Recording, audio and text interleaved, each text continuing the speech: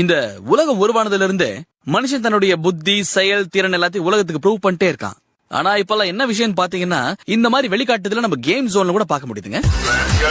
ஒத்துக்கிறேன், நீ ஓங்கி அடிச்சா 1.5 டன் வெயிட் தான். என்ன பண்றது, அந்த வெயிட்ல நீ அடிச்சோ உனக்கு பரிசு கிடைச்சது பொம்மை தானே.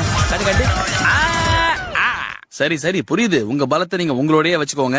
இந்த மாதிரிலாம் உங்க திறமையை ஷோ காமிச்சா அதை எங்க ஷோல போட்டு காமிச்சிருவோம் நாங்க. இது சயின்ஸ் ஆஃப் ஸ்டூபிட். இங்க டிமாண்ட் யாருக்கு? ஸ்டூபிடுக்கு தான். பாத்தீங்களா, இவனால எதையுமே சமாளிக்க முடியும்.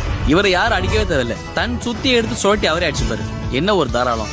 ஆனா இந்த மாதிரி மொக்க வாங்கும் போது சுத்தி இருக்கிறவங்க சிரிப்பாங்க பாருங்க, தலை சுத்தி அங்கேயே விழுந்துடலாமான்னு தோணும். இந்த கருப்பு டிஷர்ட்டுக்கு தான் குசி தாங்க முடியல. ஒருவேளை இந்த மாதிரி நீங்க சுத்தியால அடிச்சு இந்த உலகத்துக்கு உங்களோட பலத்தை நீங்க காட்டணும்னு நினைச்சீங்கன்னா அதுக்கு இந்த கடுகு இருக்கே, கடுகு, அந்த தண்டியாவது நீங்க சயின்ஸை கத்துக்க வேண்டியிருக்கும். அப்ப உங்களுக்கு அடியும் படாது, நீங்க அவமானப்பட வேண்டிய வேலையும் மிச்சம். எல்லாத்த விட முக்கியம், இந்த சுத்தியோட ஹேண்டில நீங்க எப்பவும் முனையில தான் பிடிக்கணும். உங்க கையை சுத்தினதுக்கு அப்புறமா கொஞ்சம் நீங்க பின்பக்கமா போகணும்.